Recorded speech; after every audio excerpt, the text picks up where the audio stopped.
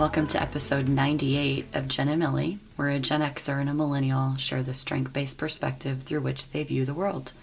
We are your hosts, Allison and Tess. Hi Tess. Hi, Allie. It is great to see you. There is a lot to catch up on. I was just in the green room sharing with you about my bird story. That's the least of exciting things that have happened. But I wanted to give a little shout out to you. I do this more often than I tell you, but I, believe it or not, met some people on a plane. And when I was flying back, they do a podcast. Husband, wife, lovely humans. They're young. They are debt-free living. And they just bought like 520 acres of land in Missouri that they are going to together. The two of them build their own home. Oh my goodness. I was so inspired by them, just chatting with them, their perspective. And anyway, they have a podcast. And I said, wow, well, so do I, but I don't really do anything. We just sat and talk. Because they were telling me about their room that they have and, you know, the tech they use. And I said, I just kind of show up and Tess gives me the script in the chat and I talk about things. So we were talking about whether or not we scripted anything. And I said, not typically, no. And so I was chatting a little bit with them about what it's about. And they were telling me about, apparently Kelly Ripa has a game show or something out. Okay. Where people, like, they share cultural catchphrases. Oh, really? And the younger generation tries to figure out what they mean. Oh my gosh. So yes. I was thinking that's an episode to come where I think we should give our listeners actually some say in some catchphrases that we use. I love but that. They were talking about, apparently she has a game show or something like that. I haven't looked into it yet. And then I was telling them how sometimes we do word association. And in the stories chapter that I've been writing this year, I've been using that as a warm-up. And the last stories chapter that I did with Adam, I actually kept it in. And it was in the video anyway. So I do a video, I do a podcast, I do a little bit of writing. And I kept the word association in the video. And it's really quite lovely how you get to see his face respond to the word. Yeah. And I was thinking, you know, as I'm chatting with this couple, how I'm getting to see their faces as they are telling me about their journey and their adventure, how they met. So hopefully they'll be one of my next stories chapters. I love that. Oh my gosh. But I did brag about you and the way that you just show up and make things easy for me. I really miss you. I miss you in the office space. I had to create a new signature. And today I had to call my lifeline, David. David is helps with marketing and recruitment for teammates. He is one of the most amazing humans. And I sent him a message and I said, I've worked all weekend trying to get this new signature uploaded. Oh, no. Can you help me? And then can we never talk about this again? And I got online with him this morning, Tess, and he didn't do it for me. I did it myself, but it was like I was in the space of feeling not judged and confident about my ability. And I did it. I'm so proud of you. But I was thinking about how you've always done that, right? You won't do it for me, but you help me get it right. And I think those kinds of friends are treasures, but those kinds of friends in the workplace are the greatest of gems. That's awesome. So thank you. Oh, of course. I miss seeing you regularly too. It's so weird. I was like, talking about this podcast with a friend recently, and I'd brought it up, and I said, less, I was telling her, I was like, we're doing it like less frequently, and I feel like most of the time that we hang out now, it's just like trying to catch up on our lives and catch listeners up on our lives, because it's just been so chaotic this past year, but it's been really great. So I miss seeing you regularly too, and we had a shorter green room, but sometimes we'll catch up for a while before we even start recording, and it's just like such treasured time to me as well. But I will say, selfishly, personally, I'm glad you have someone else for your tech needs, because there may be a few more than most people have, so. Well, I even had Sean over to help, and he couldn't figure it out, so that says a lot. What? Yeah.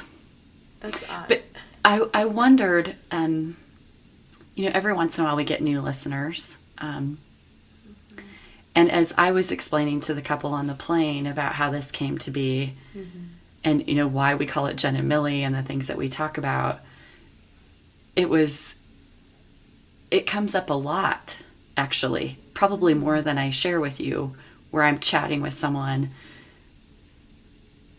that I know or someone that's new to me about this space. My lifelong bestie, Katie, is a regular listener.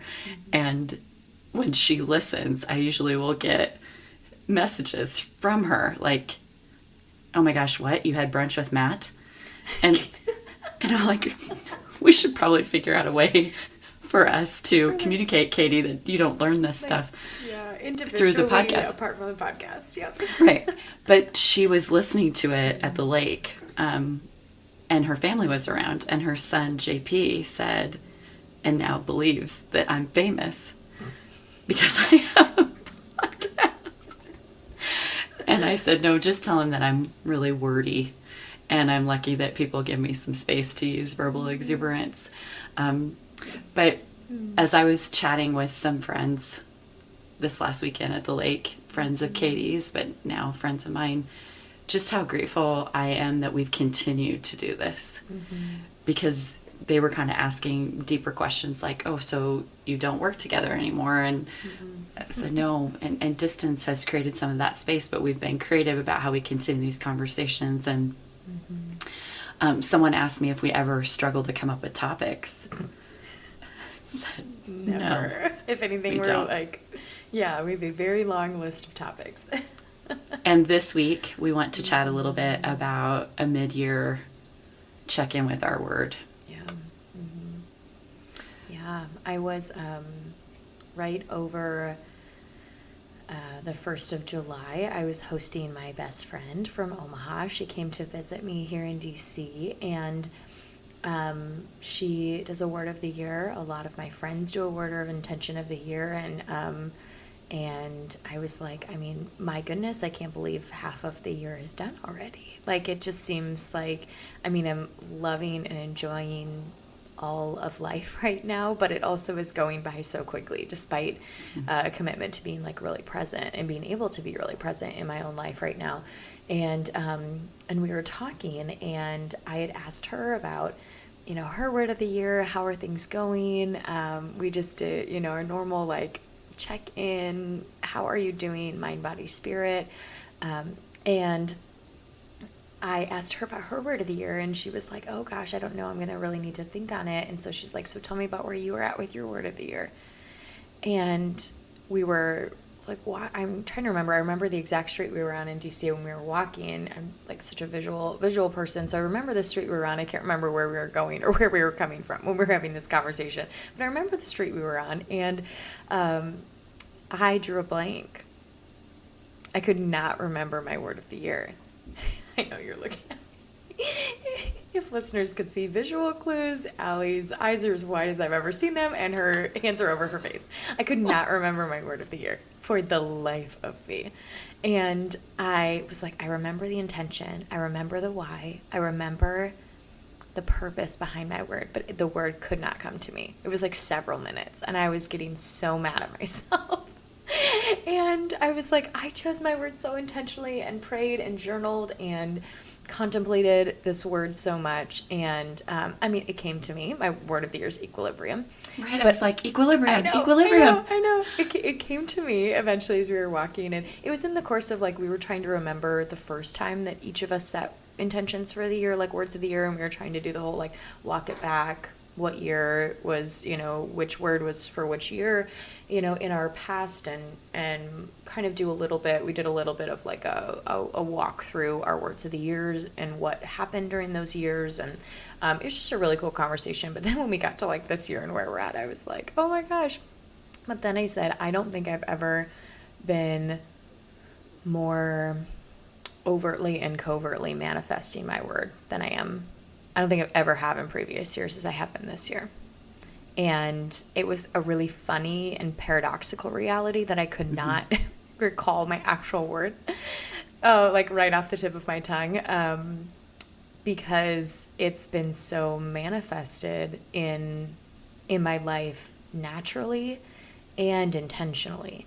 And that doesn't mean previous words of the year, integrity and hope and waiting well and contemplation, like these other words that I've had, doesn't mean that they haven't they haven't shown up in my life in really real ways. I mean, we've had conversations every year about that reality in this space, and they've shown up very vividly in my life in previous years, but not in a way that was so effortless and seamless as this year has been, which is, I think, so ironic given the fact that my word for the year is a personal goal I struggle with the most. And that's kind of why I chose it. So once again, here is the universe, spirit, divine, whatever you believe, if you believe, showing up and slapping me across the face like it does. Because the word that I thought was going to be the hardest has brought me the most joy and the most ease. And I love that. And so I just, in striking balance, in finding equilibrium, in balancing out these tensions and these conflicting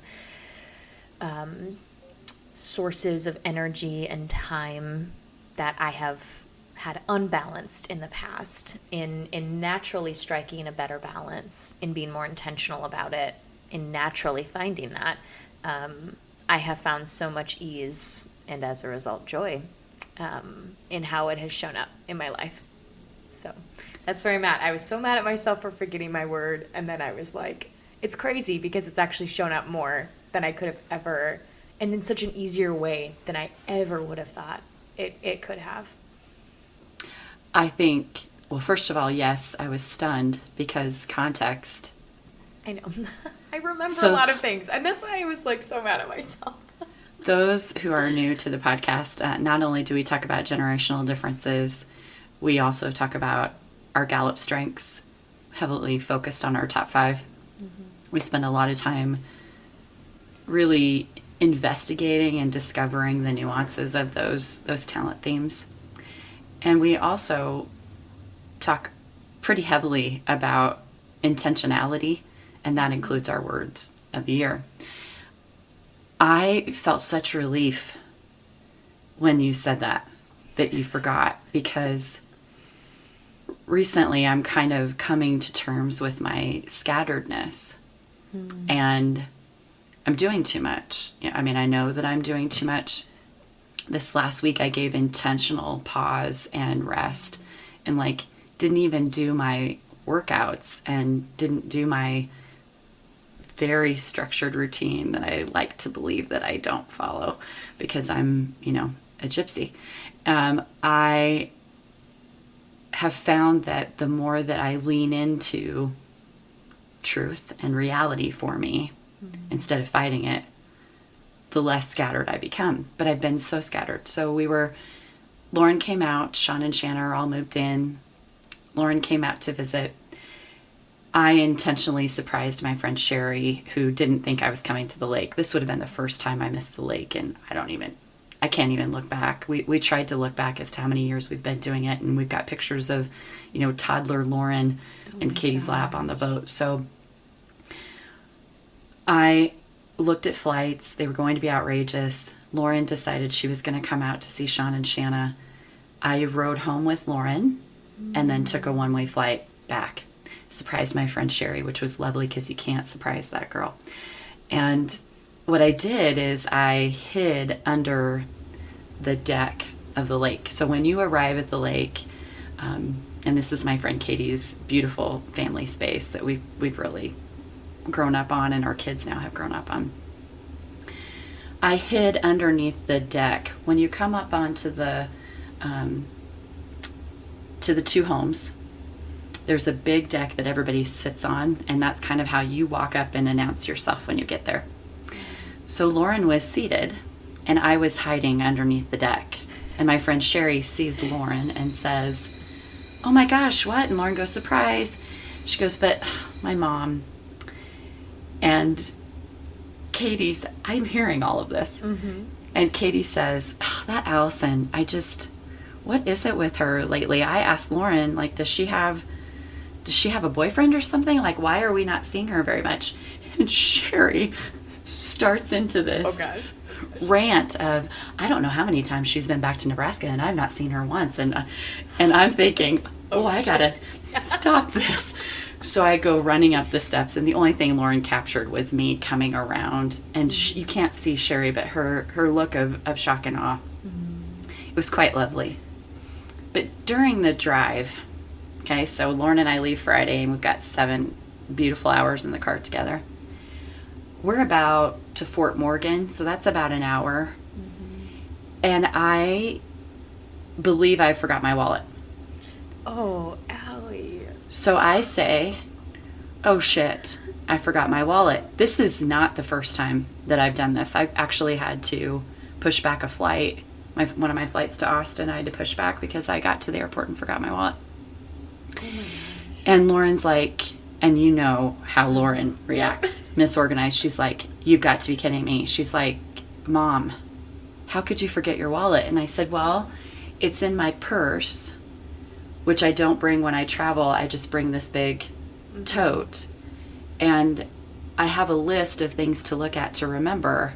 I didn't look at the list because I was so busy, frankly, having her in my space. Yeah. And so I got out of my routine of looking at my list." So she's like, "Well, you're going to have to call Sean, and they're going to have to FedEx it." And so I'm about in tears, but I'm thinking, okay, we got to figure this out because I can't fly home. This is more than just like not having my debit card. Yeah. I can't fly home. So I text Sean, "Sean, can you come and can you go to the apartment, go to USPS, and we'll overnight it. It's going to cost me like $100. Sean's like, "This is not my problem." You are so scattered. Both kids are just frustrated as all get out with me because I'm so scattered. And Sean's like, "Mom, like, what the hell with you?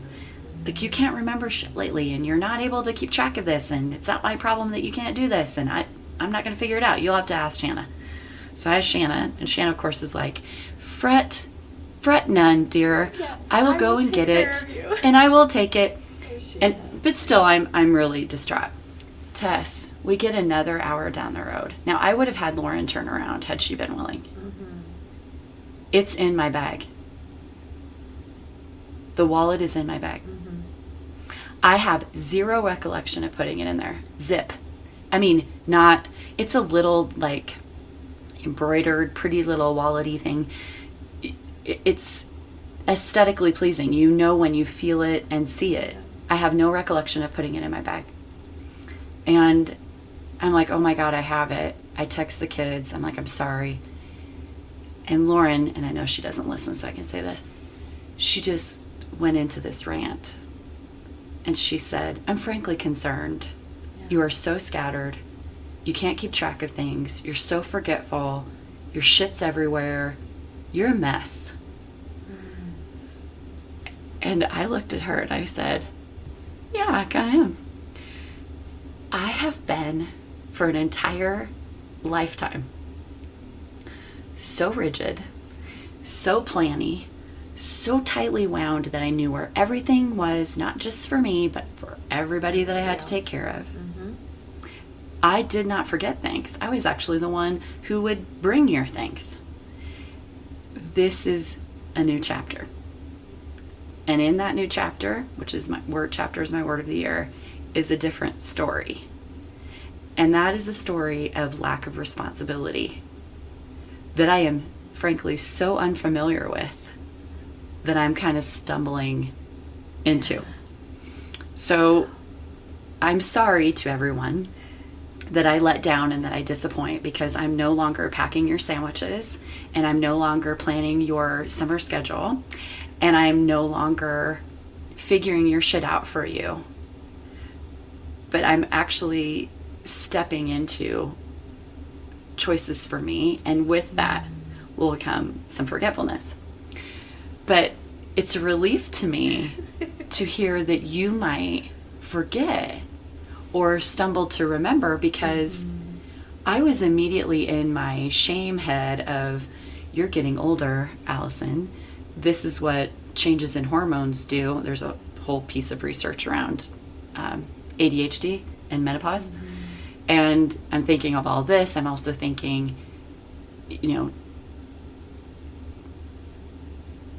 don't have these strengths. I have a narrative that says my brain doesn't work like that. That's not true. My brain just hasn't had to work like that. But it's also been in crisis mode of everyone is dependent on me.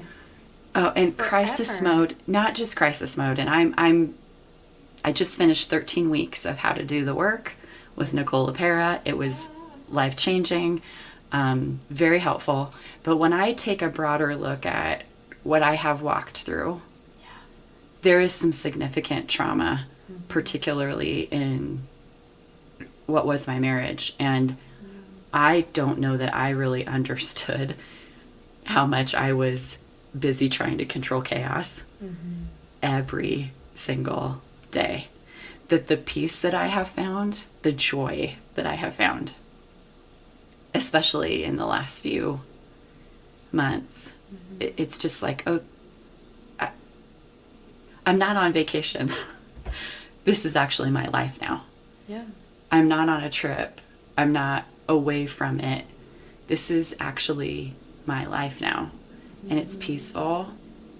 And there's some really solid energy that I am giving and receiving. And with that is some brain shifting. Yeah. And so the grippiness has really I'm understanding the grippiness, and the more I learn to let go, I'll forget my wallet. I think that this is a great new chapter that I'm embarking on. There have been some amazing stories to come. But I think as I've been reflecting on my word of the year, I've been more aware of previous chapters and what they've taught me and the importance of being able to let them go. So I was not sure where you were going with this story and how it was connecting to your word of the year. But of course, eloquent communicator that you are, you were able to draw the messy triangle to the point of the apex of it, which brought us to the connection, of course, to your word of the year.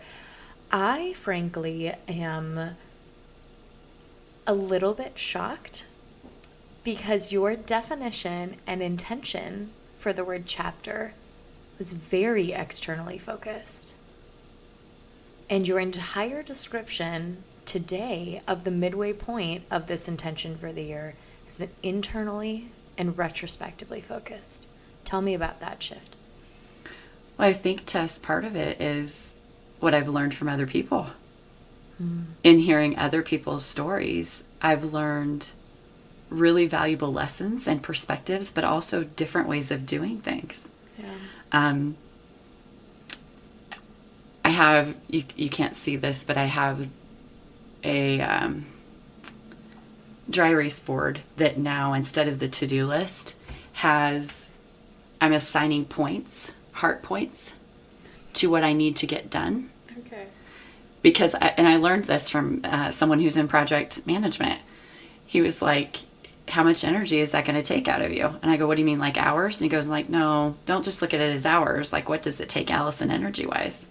So I've got heart points now that I assign, how much is it going to take for me to line up this panel for the program? I have a panel of program coordinators coming in to talk about best practices. Awesome. The strengths blog that I'm writing for conference. So conference has its own area, and then I've got points, little dots, and then the other things that I'm working on in the learning management system that I'm finishing. And then there's a whole section for personal. And what I'm trying to do, equilibrium, is balance out. Mm-hmm. Because for so long, I have been giving 1,000 of me to work. Yeah. And I'm trying to make sure that I have balance so I can look at the actual heart points, heart energy mm-hmm. that I'm giving to something. Yeah. I'm planning a tailgate for Lauren is coming out to go to, they used to be called Dixie Chicks, now they're called the Chicks. Mm-hmm. Lauren's coming out to that concert. Okay. She got one ticket only. So she's going to the show, but I'm planning a tailgate party. That's on here because that's going to take some heart energy for me to arrange and plan and do invitations and all of that kind of, thing. I hadn't taken the time to think about doing that. Mm-hmm. You should have seen me last night. I'm putting this together and I'm like, oh God, this is going to be a really productive week. Mm-hmm. I learned that from someone else's normal. Yeah. And I think in doing the story or Adam's story, he talks all about counterbalance, that a ballerina isn't really balancing. She's practicing counterbalance because she's fighting gravity. He talks about working hard, playing hard. So that part of the stories was really significant.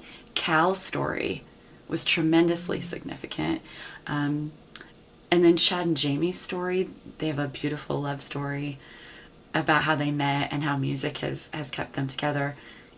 It's given me more tools, I guess. And so halfway through the midpoint of the year, I'm just applying some of the tools that I've learned from other people and their stories to try to be, as always, a better version of me. That's beautiful. It's so true. So when you think about the pause point of not being able to think of the word equilibrium, mm-hmm. and maybe a little bit of the panic mm-hmm. that came over, the realization that word, as we always say, the word chooses you, mm-hmm. that word had so carefully chosen you this year that it was actually allowing you to not be in what I would call learner out of balance. Mm-hmm. Like, what am I learning? What am I doing? Mm-hmm. How am I tracking this? That it has given light and maybe even a little bit of freeing to your strengths. I mean, totally. And I think about this because, so I've been reading a lot lately. And because I just have so much free time and I wrapped up my summer courses, so I'm reading all of these books that have been on my to-be-read list forever. And then books that, I'm in social media groups of Bookstagram and Book Talk and things like that, of just what's trending in books right now.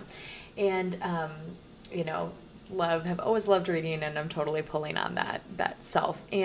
But I will tell you, I went into a shame spiral because I've been reading so much fiction. And I know you're rolling your eyes.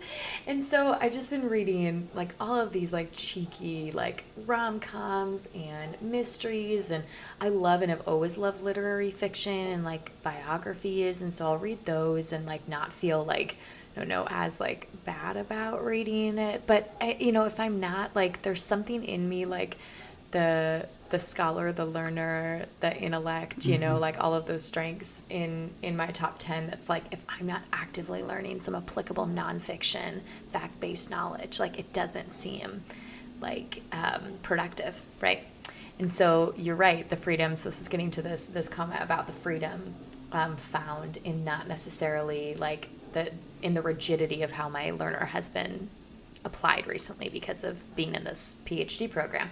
But so I was like, oh my gosh, I should really start. I have a lot of nonfiction on my to be read list. Like I really should start plugging away at some of this nonfiction. But I've just been like soaking and loving all of these like fiction books that I've been reading.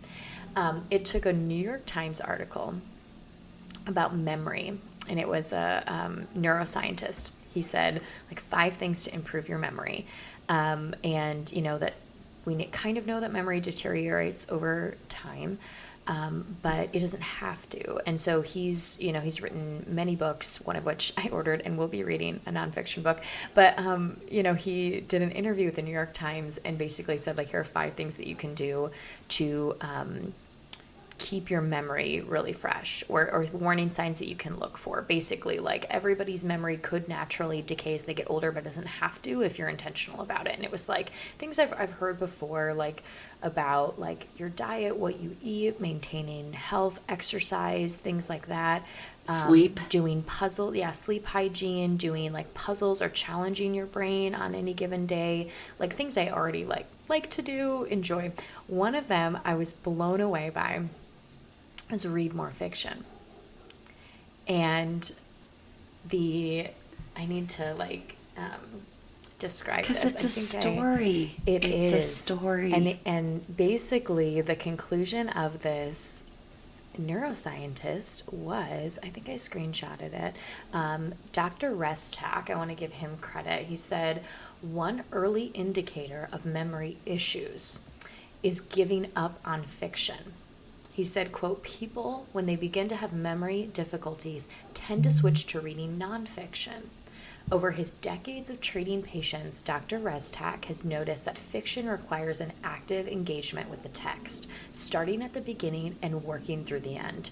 Quote, you have to remember what the character did on page 3 by the time you get to page 11, he said. And I was just absolutely blown away by this a little bit, because I like the fact that he starts out that section by saying, when you give up on fiction and only read nonfiction, like that's when you start to see like that memory issues. And I'd never thought about it that way, and it's so silly. And I was like, I should be okay with enjoying reading a lot of fiction.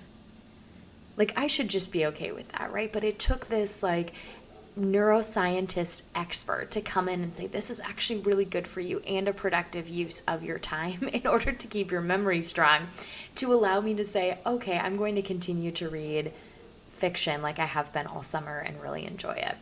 And that's where like it all comes down to balance. Mm-hmm. Tess, I mean, yeah, it's totally, you need to rest. Yeah. Like to recharge. And sometimes that rom-com kind of stuff it's like letting your brain kind of think, but not as hard. Yeah. And what I would challenge you to do is think about the fiction that you've read over the years, and can you go back and tell the story of that book? I can't always. I'm so in it at the moment that then I leave it and I move on to the next one. However, I believe that Midnight Library is going to stay with me for life. Mm-hmm. But I'm so glad you read it's not a mystery to me that sometimes when we're reading nonfiction, that a fiction book will show up for us that will teach us the lessons of the actual learning that we're obtaining. And that's what happened with Midnight Library and How to Do the Work.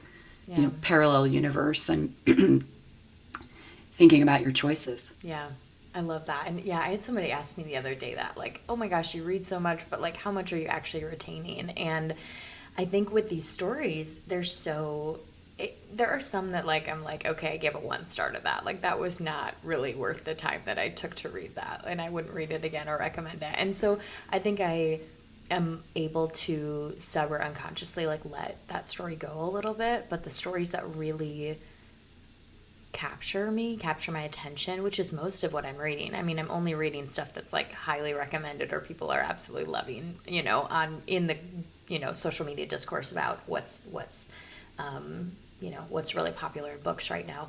And all of it, I mean, I can still, I read Midnight Library last year. It was one of my book awards for the year, and I can still walk you back through that story, like very vividly and in detail, even though I've read, 80 to 90 books since then, like up at this point. And so, it's the stories that really capture my attention that I can, give in great detail. And I think seeing that parallel, not only with memory recall, and I hadn't really thought about fiction that way as compared to nonfiction, where it's like there are stories and resuscitation of facts and information that you might be able to take away with it, but fiction relies on your memory of the building of the story, of what comes antecedent to the climax, all of these things that like it's necessary to have sort of background to get to that point.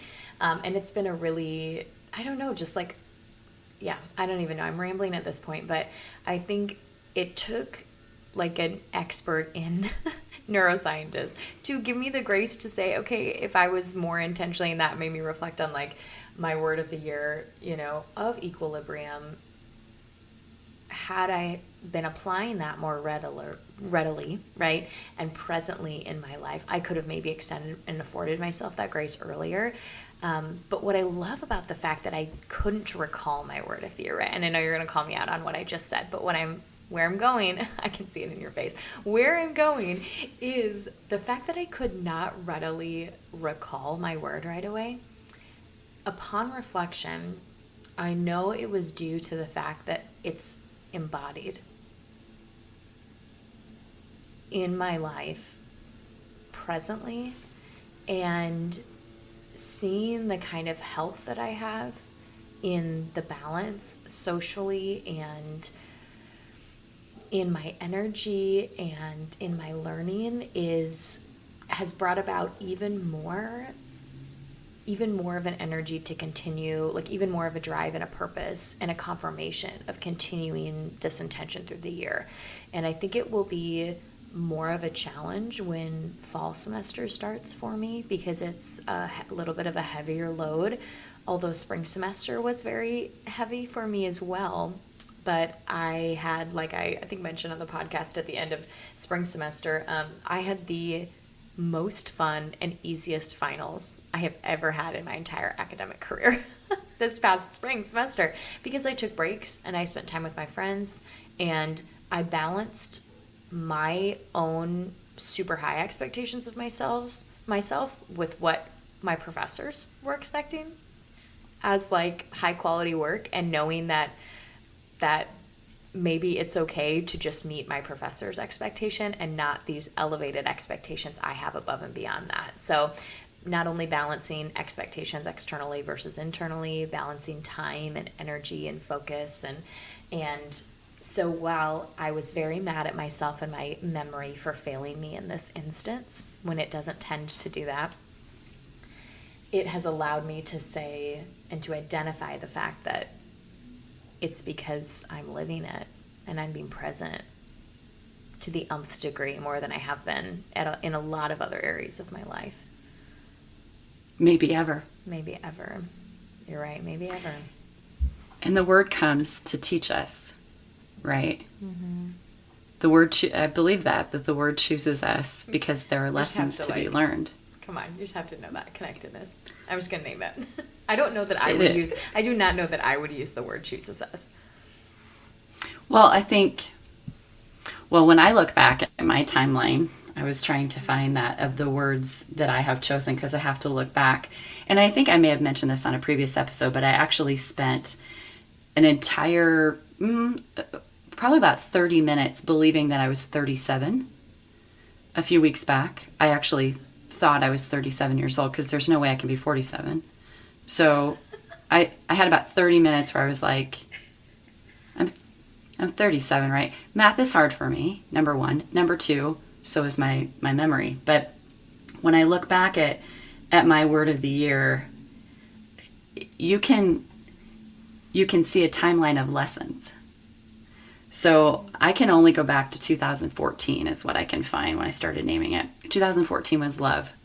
Okay. And that was the year that my daughter graduated, and the year that I moved, and the year that I really surrendered to the concept of, I got engaged, love.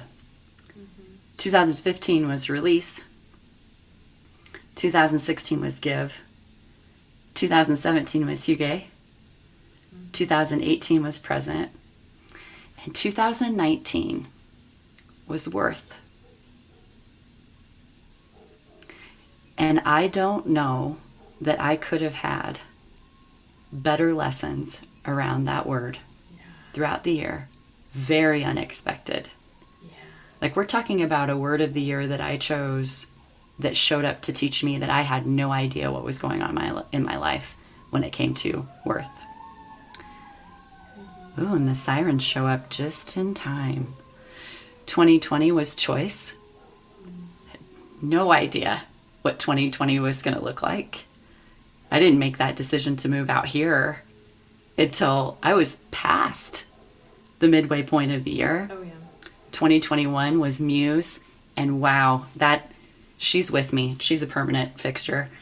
And so midway through the year, the lessons I've already learned from chapter are just beginning. I cannot wait to see what unfolds over the next month. Same. What do you anticipate for the next few months? For the second half of the year? If you were to say, gosh, here is how chapter has unfolded in the first half of the year. I'm giving my very last new mentor training ever at conference. What? So it's the end of a chapter.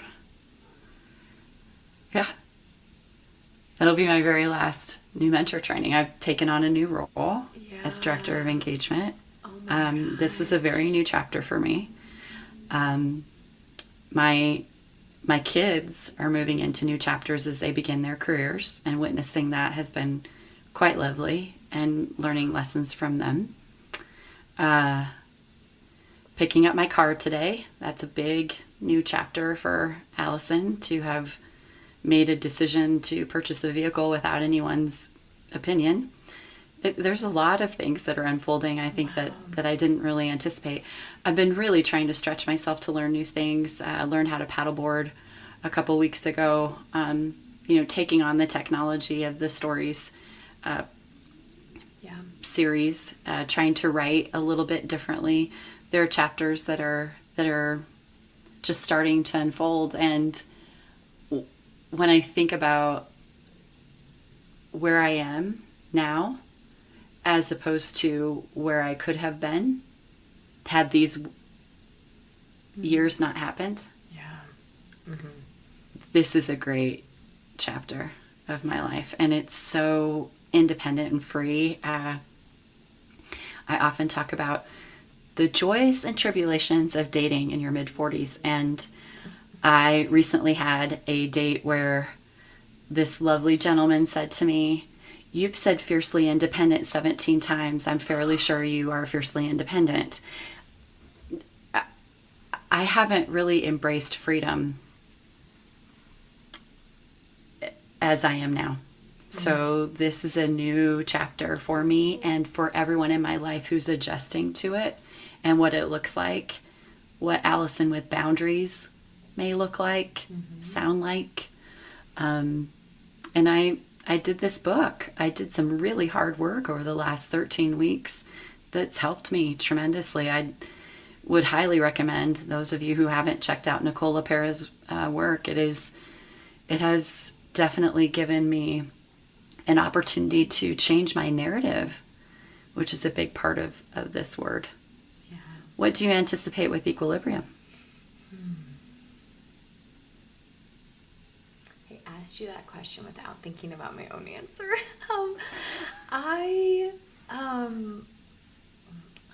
I think, like I mentioned before, I mean, now that I remember what my word is,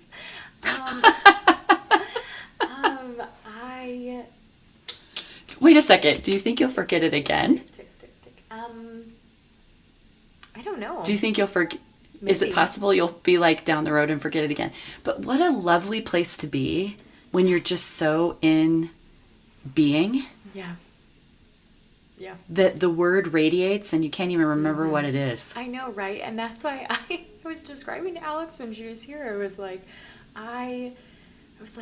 it's so crazy that the word is not coming to me because I was like, You should have texted me. I just feel, I know, it came to me and I would not have let anybody tell me what it was because I was like, that's, you know me. I'm like, do not Google that. Do not look it up. It is in my brain somewhere. I just need to go through all of the catalogs in my head real quick. Like, give me a second.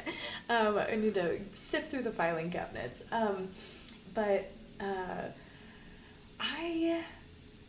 I think this summer, especially the last few months, even earlier when I was in my classes for the summer, even though it was kind of it was supposed to be an intense month, it wasn't all that, it wasn't all that intense or as intense as I thought it was going to be because I made intentional steps, right? The purpose, the intention behind equilibrium was for every choice that I make to do something, implicitly I'm making a choice to not do something at the same time, right? Like I make a choice to study, it means I'm making a choice to not spend time with people.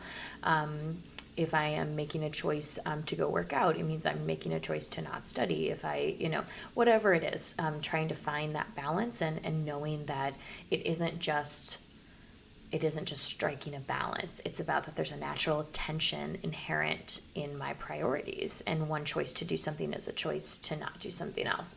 And so this summer has been filled with a lot more choices of things that I love to do, adventuring and exploring and connection with people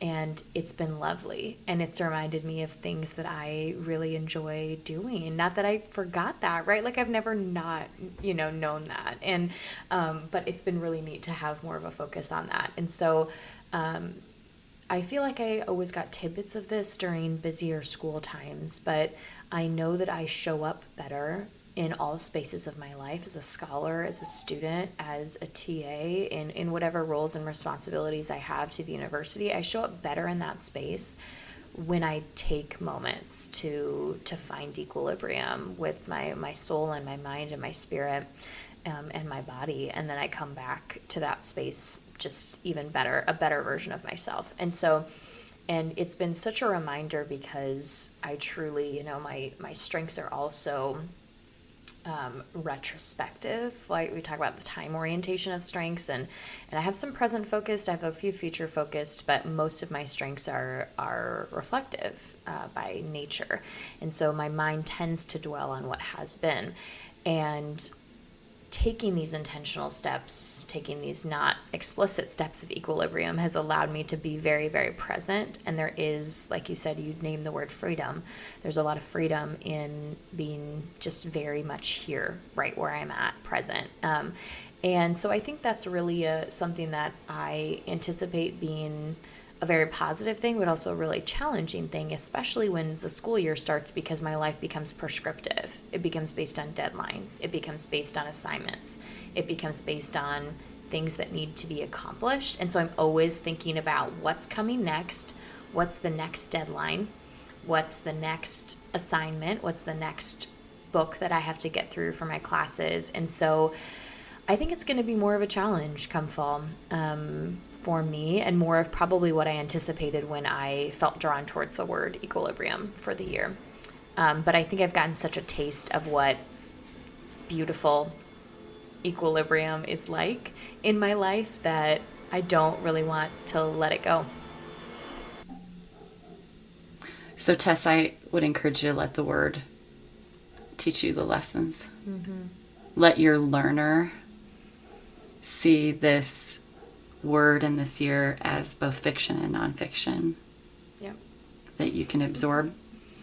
And I would encourage our listeners to do the same, is to think about from the perspective of, encourage our listeners to think about what lessons are you learning in this year? And if you were to reflect on them from the learning from the stories and the fiction and the deep character development, and from the facts and the reality and the data. For both of us, I think there's a clear blend. The other thing I want our listeners to do is think about how they can help us with some word association words. Oh, What yeah. are words of your generation that you would love us to use in, like, I envision this as I'll hold up a card and it will say, Captain Kangaroo, and you try to figure out what that means. Oh So my it's God. kind of like word association, but it's a game like, what's Captain Kangaroo? And you cannot do pre-work around it. It has to just come from the gut. Okay. So I would hold up a piece of paper that says Captain Kangaroo.